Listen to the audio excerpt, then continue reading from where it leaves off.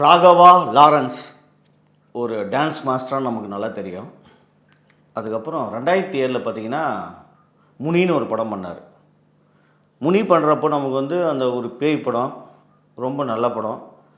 பேய் படம்னாவே கொஞ்சம் ஆர்ஆர் த்ரில்லர்னாவே மக்களுக்கு ரொம்ப பிடிக்கும் இல்லையா? அவர் வந்து கொஞ்சம் டிஃப்ரெண்ட்டாக பாமர மக்களுக்கும் புரிகிற மாதிரி ஒரு யதார்த்தமாக சொல்லுவார், யதார்த்தமாக பயமுறுத்தினார். அதனால் வந்து எல்லாருக்குமே போய் ரீச் ஆச்சு. அதனால் ராகவா லாரன்ஸ் மேலே ஒரு நடிகராகவும் ஒரு எல்லாருக்குமே ஒரு எதிர்பார்ப்பு உண்டு பண்ணார். அதுக்கப்புறம் முனி 2ன்னு சொல்லி 2011 எடுத்தார். எடுக்கிறப்ப அது பார்த்திங்கன்னா காஞ்சனாவாக மாறிடுச்சு.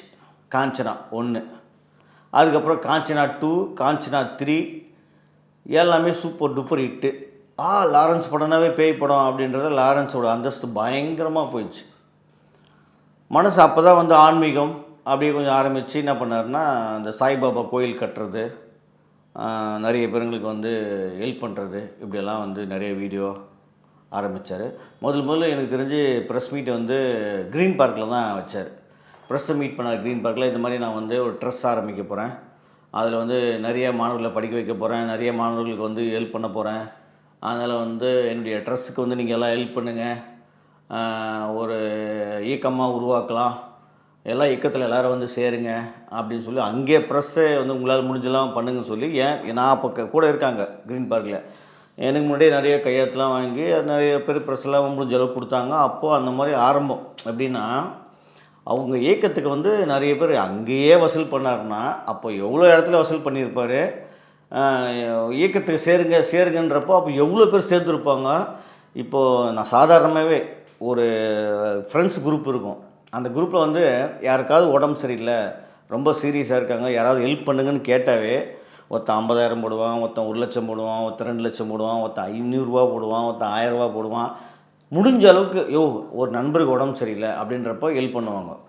ஆனால் ஒரு நடிகராக அப்போ வந்து லாரன்ஸ் வந்து பார்த்திங்கன்னா ஒரு ஃபீக்கில் இருக்கிறப்போ ஒரு சாய்பாபா டியோட்டியாக மாறி சாய்பாபா கோயில் கட்டி சாய்பாபாவுக்கு அன்னதானம் பண்ணுறதுன்னா, மக்களை சேவை பண்ணுறதுன்னா, அதுவும் இந்த மாற்றுத்திறனாளிகள்லாம் வந்து பயங்கரமாக ஹெல்ப் பண்ணுறது, அவங்களுக்கு வாழ்வாதாரம் கொடுக்குற மாதிரின்றப்போ வெளிநாட்டில் இருக்கிறவங்களாம் வாரி கொடுத்துருப்பான் எனக்கு தெரிஞ்சு.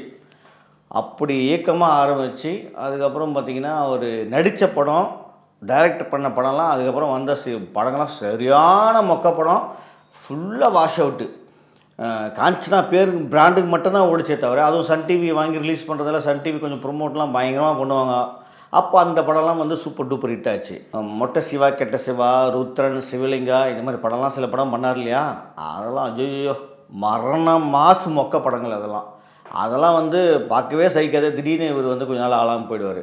இவர் என்னென்னா ஜல்லிக்கட்டுக்கு தான் முதல்ல வந்து பயங்கரமாக ரீச் ஆகிறார். எப்படின்னா, ஜல்லிக்கட்டு ஆரம்பிக்கிறப்பெல்லாம் இவர் எங்கே இருக்காருன்னே தெரியாது. முடிகிறப்போ திடீர்னு வராரு, திடீர்னு அங்கே போகிறாரு, ஒரு கூட்டத்தை சந்திக்கிறாரு, திடீர்னு அவர் பின்னாடி வாங்கன்றாரு. ஒரு நடிகர்னால கூட்டம் சேரும் இல்லையா, சேர்ந்துட்டாங்க. அதுக்கப்புறம் பார்த்திங்கன்னா பயங்கரமாக பரபரப்பாக பேசுகிறாரு, திருப்பி வீட்டுக்கு வர்றாரு. மறுநாள் காலையில் ஒரு வீடியோ போடுறாரு. அந்த வீடியோ சோஷியல் மீடியாவில் இருக்குன்னு நினைக்கிறேன். ஐயோ எல்லாம் தடியடி நடத்துகிறாங்க, எல்லோரும் கலைஞ்சு போக சொல்கிறாங்களே, எனக்கு மனசே பதறுது, அப்படி இப்படின்னு பயங்கரமாக பேசுகிறாரு. திருப்பியும் வந்து இந்த இதெல்லாம் முடிஞ்சு அதை அனௌன்ஸ்மெண்ட்டில் வரப்போ பிரசாத்தில் எவ்வளோ ஒரு ப்ரெஸ் மீட் வைக்கிறாரு. ப்ரெஸ் மீட் வச்சு பார்த்திங்கன்னா அப்படியே கதறாரு. நான்லாம் வந்து எவ்வளோ கஷ்டப்பட்டு நான்லாம் இந்த இயக்கத்துக்காக பயங்கரமாக செலவு பண்ணேன், என் வீட்டில் இருக்கிறதெல்லாம் விற்று கொண்டு வந்து நான் இது பண்ணேன், அப்படி இப்படின்லாம் நிறைய வீடியோலாம் இருக்குது, நீங்கள் சோஷியல் மீடியாவில் பார்த்தாவே தெரியும். அப்படிலாம் கதறாரு மனுஷன். என்னடா இவர் இவ்வளோ பேர் நடிகர், இங்கெல்லாம் வீட்டு கடன் வாங்கிலாம் வந்து செலவு பண்ணுறேன்றாரு அப்படின்றப்ப நமக்கே கொஞ்சம் கஷ்டமாச்சு. ஏதோ தாலியெல்லாம் விற்று கொண்டு வந்தேன்னு ஏதோ சொன்னார் அந்த டைமில். நீங்கள் ஏன்னா அந்த வீடியோ இருக்கும், போய் பாருங்கள், சோஷியல் மீடியா கண்டிப்பாக இருக்கும். பிரசாத்ல அப்படிலாம் பேசியிருக்காரு அந்த வீடியோவே. அப்போது வந்து நமக்கு என்னென்னா ஒரு கடுப்பாயிடுச்சு கொஞ்சம். என்னென்னா ஒரு நடிகர், அவருக்கெல்லாம் என்ன கஷ்டம் இருக்க போகுது, நல்ல படம், ஓடின படம், ஹிட்டான படம், அவரே காஞ்சனாலாம் பார்த்திங்கன்னா அவர் ஓன் பிராண்டு, நல்லா வருமானம் வந்திருக்கும், சன் டிவி நல்லா காசு கொடுத்துருப்பாங்க.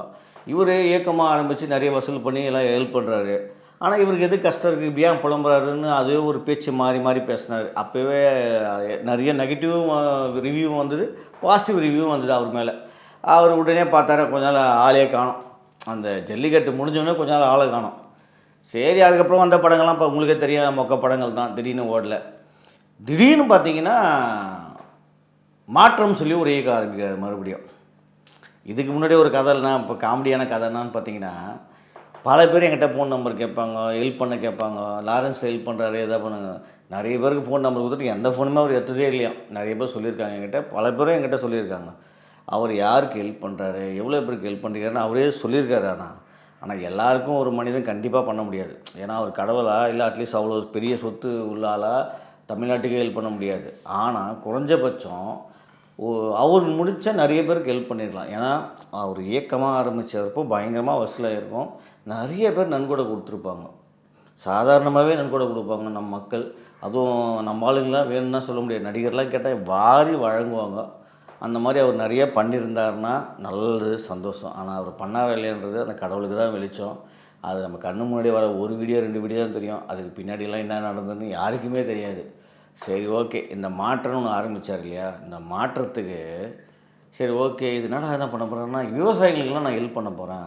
விவசாயிங்கள்லாம் வந்து பார்த்திங்கன்னா என்னுடைய முதுகெலும்பு, தமிழ்நாட்டின் முதுகெலும்பு, இந்தியாவின் முதுகெலும்பு. விவசாயிகள்லாம் வந்து அவங்கள ரொம்ப கஷ்டப்படுறாங்க. மாடு வச்சு ஏர் உழுந்து இதெல்லாம் நம்மளால் பண்ண முடியல அப்படின்னு கஷ்டப்படுறாங்க விவசாயிகள்லாம். டிராக்டர் தரேன். டிராக்டர் வந்து ஒரு 10 டிராக்டர் எடுத்து அதை காமிச்சு, வீடியோ காமிச்சு 10 டிராக்டர் ஊரெல்லாம் போய் கொடுக்குறேன். விவசாயிகளையுமே கஷ்டப்பட தேவையில்ல, டிராக்டர் ஓட்டுங்க அப்படின்னு சொல்லி ஒரு 2-3 வீடியோ எங்கே போனாலும் பூ மாலை இலை வாரி வாரி கொடுத்தாரு. இதில் எஸ்.ஜே. சூர்யா வேறு அப்போ வந்து பார்த்திங்கன்னா ஜிகிருந்தா 2 பண்ணியிருந்தார் இல்லையா, அவர் வேறு நான் அந்த இயக்கத்தில் சேர போகிறோம். அவர்லாம் ஒரு பேட்டி கொடுத்தாரு. அது என்ன எதுனே தெரியாது எஸ்.ஜே. சூர்யாவுக்கு. அவர் பக்கம் போய் ஒரு பேட்டி கொடுத்துருக்காரு. அது டிராக்டர் எங்கே வாங்கினார், நான் அவர் ஒரு டிராக்டர் கொடுத்தேன்னாரு. எனக்கு தெரிஞ்சு ஒரு நடிகர் ஒரு டிராக்டர் வாங்கி கொடுத்தா தமிழ்நாட்டில் பாதி பேருக்கு ஒரு டிராக்டர் கொடுத்துருக்கலாம். அவர் ஒன்று கொடுத்துட்டு அதுக்கப்புறம் அவர் காணாமல் போயிட்டார். நானும் இது உறுப்பினர் சேர்ந்துட்டேன், நீங்களும் சேருங்க, மற்றவங்களும் ஹெல்ப் பண்ணுங்கள். இதே மாதிரி தான். அப்படியே யார் ஏற்கனவே வந்து ஒரு இயக்கம் ஆரம்பித்து வசூல் பண்ணார் இல்லையா, அதே மாதிரி இந்த மாற்றம் ஒன்றே மாறாதது. வாங்க, சேருங்க, செலவு பண்ணுங்கள், வந்து விவசாயிகளை வாழ வைங்க அப்படின்னு சொல்லிட்டு ஆரம்பித்தார். அது ஒரு 10 வீடியோ வந்திருக்கும், ப்ரொமோஷன் வீடியோ மாதிரி வந்தது. அதுக்கப்புறம் ஆளை காணோம். திருப்பி எங்கடா போனார் அவருன்னு பார்த்தீங்கன்னா ஒரு 3 வருஷமாக 4 வருஷமாக ஆளே காணோம். இப்போ திடீர்னு என்னாச்சுன்னு தெரில. டிவிக்கே ஜெயிச்சிச்சு. டிவிக்கே வந்து நிற்க வச்சோன்னா 108 பேர் எம்எல்ஏ ஆகிட்டாங்க. யார் என்னன்னே தெரியாது, அவங்களாம் எம்எல்ஏ ஆகிட்டாங்க. திடீர்னு ஒரு பாமர மக்கள்லாம் வந்து சாதாரணமாக டிவிக்கே ரசிகலாம் வந்து இன்றைக்கி வந்து பெரிய லெவல் ஆகிட்டனே, நம்ம என்னடா எவ்வளோ நாள் சினிமாவில் இருக்குமோன்னு யோசித்து என்ன பண்ணாருன்னு தெரில. யார் இந்த ஐடியா கொடுத்தாங்கன்னு தெரில. சார் ஒரு ப்ரெஸ் மீட் வைங்க, நம்மளும் வந்து களத்தில் இறங்கலாம் அப்படின்னு. ஏம்பா, எலெக்ஷனில் இறங்கியிருந்தால் கூட ஏதாவது ஓட்டு தேறியிருக்கோம், இல்லை டிவிக்கே கூட போய் நின்றுருந்தால் கூட ஏதாவது ஓட்டு விழுந்திருக்கோம். அதெல்லாம் முடிஞ்சு ஆட்சி நடத்துகிறப்போ வந்து இப்போ யார் இந்த ஐடியா கொடுத்தான்னு தெரியல எனக்கு. சீரியஸாக ராகவா லாரன்ஸுக்கு அந்த அறிவாளி யாருன்னு தெரில. தமிழ்நாட்டின் சாவகேடுன்னு நினைக்கிறேன். என்னையா இது, ஏதாவது ஒரு நல்ல மனிதர், நல்ல மனசு உள்ளவன், காசு பணம் இது எதையும் எதிர்பார்க்காதவன், மக்களுக்கே சேவை செய்கிறவன், மக்கள் நலனை கருதி ஒருத்தன் நல்லவன் இருக்கானா, நம்ம யாரை நம்புறது யாரை நம்பக்கூடாதுன்னே தெரில. அவ்வளோ கஷ்டமாக இருக்குப்பா. சம்மந்தம் இல்லாமல் வந்து பேசுகிறாரு. மக்களை கேட்குறேன். மக்களை எப்படி கேட்பீங்க? மக்கள்கிட்ட இருந்து எப்படி உங்களுக்கு சொல்லுவாங்க? கீழே கமெண்ட்ஸில் வந்து போகிறது தான் மக்களுடைய கருத்தா? அது அவங்க தனிப்பட்ட விஷயம். சார், நீங்கள் விருப்பம் இருந்தால் வாங்க, நில்லுங்க. மக்கள் எனக்கு ஓட்டு போட்டு ஜெயிச்சாங்கன்னா நீங்கள் நல்லது பண்ண ஆரம்பிங்க. அதை விட்டுட்டு அம்மாக்கிட்ட கேட்டுட்டேன், தம்பிக்கிட்ட கேட்டுட்டேன், அதுக்கப்புறம் வந்து மக்கள்கிட்ட கேட்க போகிறோம். மக்கள்கிட்ட கேட்டு என்ன சார் பண்ண முடியும்? மக்கள் என்ன சார், உங்களுக்கு எத்தனை பேருக்கு சார் தெரியும்? நடிகர்கள் உங்கள் படம் பார்த்தவங்களுக்குலாம் நீங்கள் உங்களுக்கு தெரியும். மற்ற மக்கள் 10 கோடி பேர் இருக்காங்க சார் தமிழ்நாட்டில். எப்படி சார் உங்களுக்கு தெரியும்? மக்கள்கிட்ட கேட்குறேன்றீங்க, ரசிகர்கிட்ட கேட்குறேன்றீங்க. சரி, ஓகே, அதை வந்து கேளுங்க, கேட்காது போங்க, அது உங்கள் இஷ்டம். அது கூட வந்து ஒரு தெளிவான ஒரு பேச்சில் தெளிவான ஒரு கதை சொல்கிறேன்னு சொல்லிவிட்டு அவர் சொன்னார். 1008 கதை இது ஊரில், குட்டி கதை இவரும் சொல்கிறேன்னு சொல்லிட்டு நாயை வச்சு சொன்னார் பாருங்க. திடீர்னு என்னங்க நாயை கூட பழக்கம் ஆகணுங்க, அது கூட போகிற பிஸ்கெட்லாம் வாங்கி போட்டால் தான் கொஞ்சம் பழக்கமாகும், திடீர்னு பார்த்தா லொல்லுன்னு குலைக்கும் அப்படின்னு ஒரு நாய் உதாரணம் சொன்னார். இப்போ சாமி உச்சக்கட்ட கொடுமுடா சாமி. இந்த பின்னாடி இருந்தால் அவருக்கு சொல்கிற அறிவாளிகளாம் யாருன்னு தெரில. சரி, ஓகே, அதாவது தெளிவாக இப்போது மீடியா இருக்காங்க, மீடியா என்ன வேணாலும் கேள்வி கேட்பாங்க. அதை நம்ம அழகாக எப்படி கோர்வையாக சூப்பராக பதில் சொல்லணுன்றது கூட ராகவா லாரன்ஸுக்கு தெரியல. பாவம், என்ன பண்ணுறது, வந்து மாட்டிக்கினார். அதுக்கு அப்புறம் பார்த்திங்கன்னா அவர் சொன்னார் பாருங்கள், உச்சக்கட்ட காமெடியே. சார், இந்த ஆட்சியில் வந்து உங்களுக்கு என்ன சார் ரொம்ப பிடிக்குன்னா, ஸ்கூல் முன்னாடி ஒயின் ஷாப் மூணுது ரொம்ப ரொம்ப பிடிக்கும், கோயில் முன்னாடி ஒயின் ஷாப் மூணுது ரொம்ப ரொம்ப பிடிக்கும். அப்பா சாமி, உலகமாக அதிசயண்டா இது. 30 வருஷமாக ஸ்கூல் முன்னாடியும் கோயில் முன்னாடியும் ஒயின் ஷாப் இருக்கக்கூடாதுன்னு தான் போராடுறாங்க. போராடி சில பேர் எடுக்கிறாங்க, சில பேர் வச்சுக்கிறாங்க, திருப்பி எடுக்கிறாங்க. இந்த ஆட்சியில் வந்து ஒரு 500 கடையில் அந்த மாதிரிலாம் எடுக்கக்கூடாதுன்னு சொல்லியிருக்காங்க. நல்ல விஷயம். இதுதான் உலகத்தில் உனக்கு முக்கியமான விஷயமா சாமி? இது 30 வருஷமாக இது நடந்து தான் இருக்குது சாமி. இது வந்து இப்போ தான் அவர் வந்து பார்த்தாரா? ராகவா லாரன்ஸ் வந்து ஐயோ ஸ்கூல் முன்னாடிலாம் வந்து ஒயின் ஷாப் இருக்குது அப்படியே வந்து கதறிட்டார். இவ்வளோ நாள் எங்கே போனார்? இவ்வளோ நாள் ஏன் சொல்லாமல் போயிட்டார்? அது தப்புன்னு தெரிஞ்சு ஏன் இவ்வளோ நாள் பேசலை? இதெல்லாம் எவ்வளோ பெரிய காமெடி பார்த்தீங்களா? அதான் இப்படி ராகவா லாரன்ஸு உச்சக்கட்ட காமெடியில் இருக்காருன்னு நினைக்கிறேன். அவருக்கு வந்து இப்போ என்ன பண்ணுறதுனே தெரில. என்னடா இது எல்லாருமே ஜெயிச்சிட்டாங்க, திருப்பி நம்மளும் போய் ஏதோ ஒன்று நின்று பண்ணணுமேன்றது. இப்போது ரஜினிகாந்த் எப்படி திடீர்னு மக்கள் இயக்கணும்னு ஆரம்பிக்கிறாங்களோ, ரஜினிகாந்தோடைய மனைவி லதா மேடம், அது மாதிரி இவரும் வந்து திடீர்னு ரஜினிகாந்த் ஆசீர்வாதம், ரஜினிகாந்த் போட்டாவே யூஸ் பண்ணக்கூடாதுன்றாரு. இது மாதிரி யாரையும் சந்திரிக்க மாட்டாங்க. ஏன்னா யார் வந்தாலும் என் பேர் வச்சுட்டு போகிறாங்களா அப்படின்னு. இப்போ வந்து நான் யாருனாலும் ஜெயிச்சிருவான்ற ஒரு நம்பிக்கை. உடனே டிவிக்கா வந்து இப்போ வந்து இவர் ஒரு அழைப்பு தராரு. அப்புறம் வந்து டிவிக்காலேருந்து அழைப்பு வந்துச்சுன்னா இவர் போகலான்னு பார்க்குறாரு. ஐயோ விஜயெல்லாம் பயங்கரமான தெளிவான யோசிப்பார். அதனால் வந்துட்டு இவர் ராகவா லாரன்ஸ்லாம் பக்கத்துலேயே வச்சுக்க மாட்டார் எனக்கு தெரிஞ்சு நினைக்கிறேன். அது என்ன நடக்குமோ. ஆனால் டிவிக்கே 100% ஜெயிக்குன்னு சொன்ன முதல் நாள் நான் தான். ஏன்னா ஓட்டு எலெக்ஷன் முடிஞ்ச பிறகு என் ஃப்ரெண்ட்ஸ் எல்லாருக்குமே தெரியும்.